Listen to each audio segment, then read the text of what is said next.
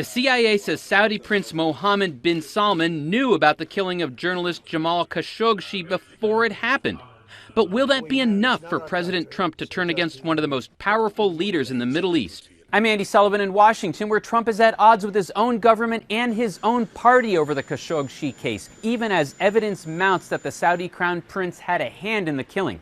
Now, we've seen this sort of dynamic before. Remember, Trump has refused to blame Russia for interfering in the 2016 presidential election. In this case, more clarity could come as soon as Tuesday, when the administration is due to issue a formal report on the Saudi dissident's death.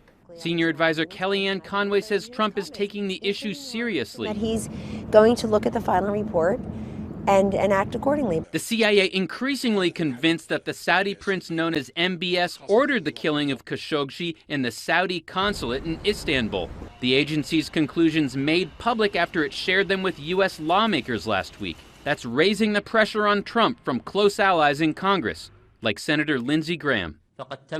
Saudi prosecutors say the country's de facto ruler knew nothing of the operation, in which Khashoggi was apparently strangled and his body dismembered.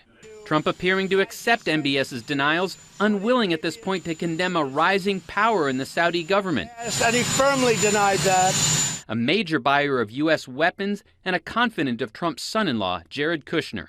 Turkish authorities leaking details of what they describe as an audio recording of the incident. Trump says he doesn't want to hear it. Saudi Arabia has been a great ally. The U.S. Treasury Department last week imposing sanctions on 17 Saudis that it says were involved in Khashoggi's death. No sanctions against MBS or his inner circle. Sources telling Reuters that some U.S. officials are lining up behind a rival to take the Saudi throne, 76-year-old Prince Ahmed bin Abdulaziz. Washington's annoyed that MBS is looking to buy weapons from Russia. MBS apparently not lowering his profile in Riyadh, shown attending a council meeting with King Salman on Monday.